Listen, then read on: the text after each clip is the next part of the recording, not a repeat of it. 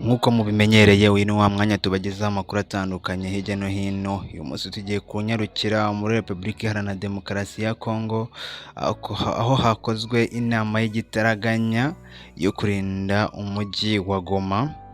M23 yambuye intwaro ingabo za leta ndetse n'abambari bazo n'ibice bitandukanye byo muri Kivu y'Amajyaruguru.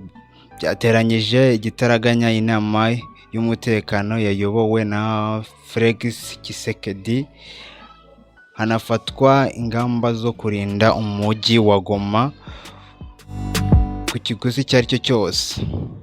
Kuri uyu wa mbere tariki 5 Gashyantare 2024 i Kinshasa hateraniye inama y'igitaraganya nkuru y'umutekano yari igamije gufata ingamba zikakaye kugira ngo umujyi wa Goma utagwa mu biganza by'umutwe wa M23.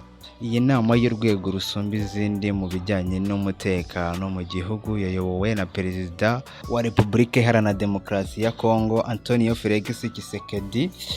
Ni mu gihe umujyi wa Goma wamaze kugotwa mu bice byose by'ubutaka n'umuhanda wa Sake Minova wari usigaye ugezayo ibicuruzwa byinshi, ukaba ugenzurwa n'umutwe wa M23. Ni nyuma y'inama Jean Pierre Mbemba, Minisitiri w'ingabo za FARDC, yavuze ko bari gukora ibishoboka byose kugira ngo umujyi wa Goma udafatwa n'umutwe wa M23.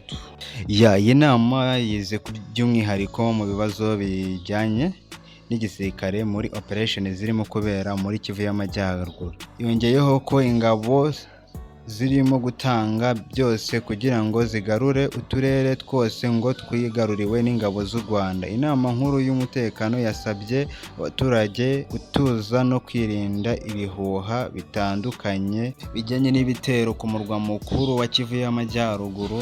Mbemba yagize ati abantu bagomba kwitondera amakuru ashyirwa ku mbuga nkoranyambaga agamije kurema ubwoba n'intege nke.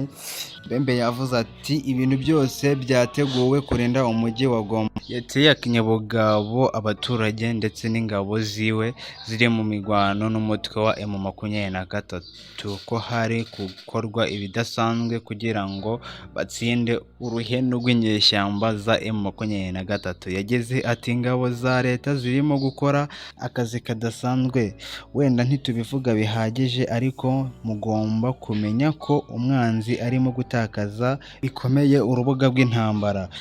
Kugeza ubu umutwe wa M23 urimo uragenzura inzira zose z'ubutaka zigeza ibicuruzwa byiganjemo ibiribwa byerekeza mu mujyi wa Goma bivuye muri teritwari ya Masisi na Rutshuru n'ahandi hose mu nkengero z'umujyi wa Goma.